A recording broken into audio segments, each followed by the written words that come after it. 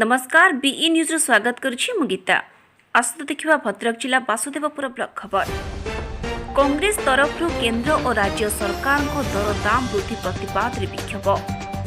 आज भद्रक जिला वासुदेवपुर रे कांग्रेस तरफ केंद्र सरकार को कृषक मरण नीति और अत्यावश्यक सामग्री अहेतुक दर वृद्धि और राज्य सरकार को विद्युत शुल्क वृद्धि विरोध रे प्रतिवाद और विक्षोभ अनुष्ठित हो जायछि। आज वासुदेवपुर रे कांग्रेस पूर्वतन जिला सभापति तथा विधायक प्रार्थी श्री अशोक कुमार दास नेतृत्व में कांग्रेस कर्मी माने वासुदेवपुर बजार में एक रैली करने सह ब्लॉक परिसर में प्रतिवाद सभा और विक्षोभ करथिले। एही कार्यक्रम में वासुदेवपुर ब्लॉक कांग्रेस सभापति रमेश बड़ और नगर कांग्रेस सभापति भक्तचरण पट्टनायक सह अनेक कांग्रेस कर्मी माने उपस्थित रही कार्यक्रम को सफल करथिले।